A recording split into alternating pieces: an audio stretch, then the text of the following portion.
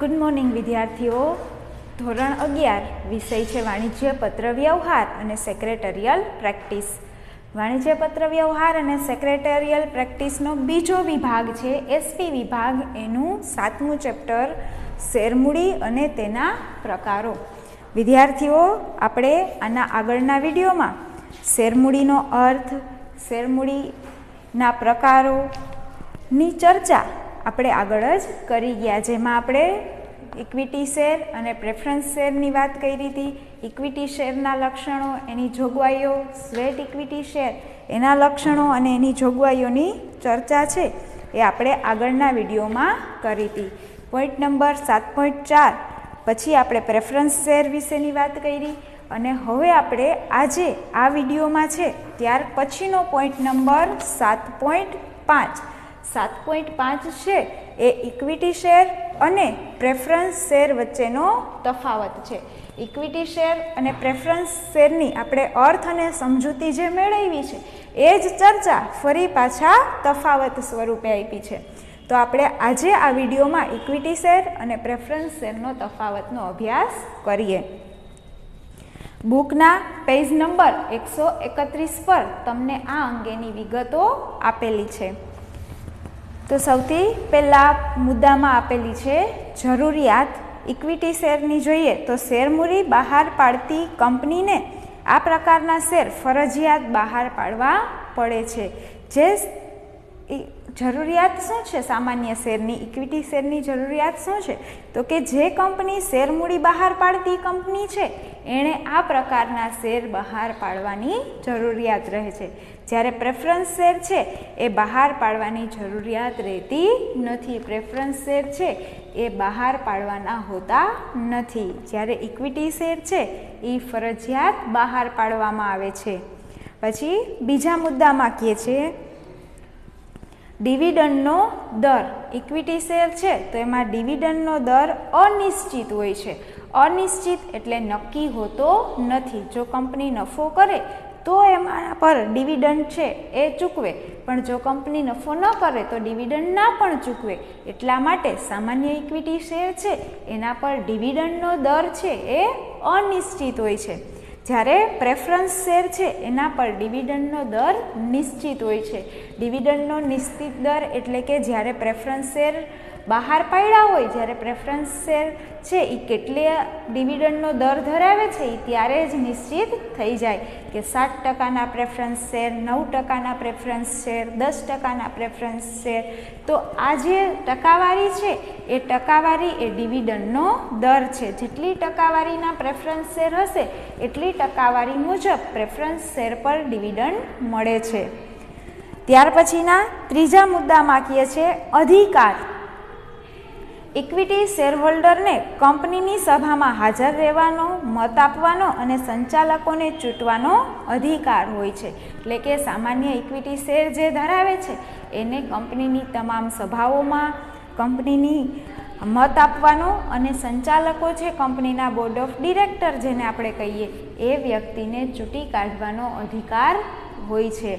જ્યારે preference share હોલ્ડરને માત્ર તેમના હિત સાથે સંકળાયેલી બાબતોમાં જ મત આપવાનો અધિકાર હોય છે. જ્યારે પ્રેફરન્સ શેર હોલ્ડરો છે એને સામાન્ય સભામાં હાજર રહેવાનો, સંચાલકો ચૂંટવાનો આવા કોઈ અધિકારો એને મળતા નથી. એને માત્ર પ્રેફરન્સ શેર સાથે જો કોઈ બાબત સંકળાયેલી હોય તો એ બાબતના હિત માટે જ એ લોકોનો મત લેવામાં આવે છે.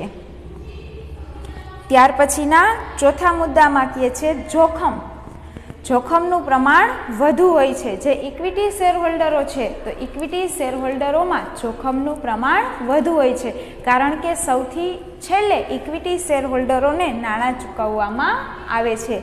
જ્યારે પ્રેફરન્સ શેરહોલ્ડરો છે તો એને જોખમનું પ્રમાણ ઓછું હોય છે. જોખમ છે એમાં નહીવત હોય, કારણ કે સામાન્ય લેણદારોની સાથે જ પ્રેફરન્સ શેરહોલ્ડરોને નાણાં પરત કરવામાં આવે છે. એટલે એમાં છે એ જોખમનું પ્રમાણ રહેલું નથી હોતું. પાંચમા મુદ્દામાં કહે છે રોકાણકારો.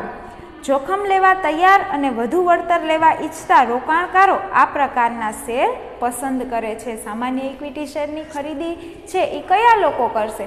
તો જે લોકો જોખમ લેવા માટે તૈયાર હોય, જે લોકો જોખમ ખેડે એ વ્યક્તિ છે એ ઇક્વિટી શેરને વધુ પસંદ કરે છે, એ લોકો ઇક્વિટી શેરની ખરીદી કરવા ઈચ્છે છે. પરંતુ નિશ્ચિત આવક સાથે મૂડીની સલામતી ઈચ્છતા રોકાણકારો આ પ્રકારના શેર પસંદ કરે છે. પણ જે વ્યક્તિ છે એ માત્ર રોકાણ કરી અને વળતર મેળવવા માગે છે, માત્ર એની નાણાંની સલામતી માટે રોકાણ કરે છે, તો એવા વ્યક્તિ છે એ સામાન્ય ઇક્વિટી શેરને પસંદ કરશે નહીં.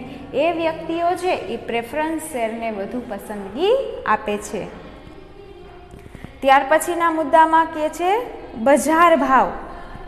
આ પ્રકારના બજાર ભાવમાં વધઘટ થાય છે, એટલે સામાન્ય ઇક્વિટી શેરની કિંમત છે એ સતત બદલતી રહે છે, એના બજાર ભાવ છે એ વધઘટ થાય છે.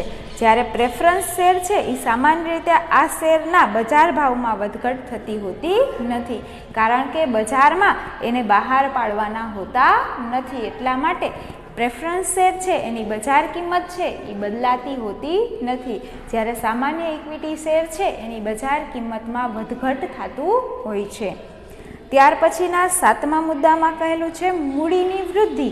તો મૂડી વૃદ્ધિ છે એ ઇક્વિટી શેરમાં હકના શેર તેમજ બોનસ શેરના કારણે મૂડીમાં વૃદ્ધિ થાય છે. જે ઇક્વિટી શેર હોલ્ડરો છે એને બોનસ શેર, હકના શેર આવા વિવિધ લાભો છે એને વળતર સ્વરૂપે મળતા રહે છે, જ્યારે પ્રેફરન્સ શેર છે એમાં મૂડીમાં વૃદ્ધિ થતી નથી. એટલે કે રોકાણકારોએ જેટલી મૂડીના શેર ખરીદ્યા છે એટલી જ એની પ્રેફરન્સ શેર મૂડી બતાવે, જ્યારે સામાન્ય ઇક્વિટી શેર હોલ્ડરો છે એ લોકોએ ઇક્વિટી શેર હોલ્ડરની જેટલી ખરીદી કરેલી છે એટલા તો શેર એમના મૂડીમાં બતાવે છે, પણ એ ઉપરાંત જો ઇક્વિટી શેર હોલ્ડરને બોનસ મળશે અથવા તો કોઈ હકના શેર મળશે કંપની દ્વારા, તો હકના શેર અને બોનસના કારણે એની જેટલી શેર મૂડી હતી એ શેર મૂડીમાં વધારો દર્શાવે છે.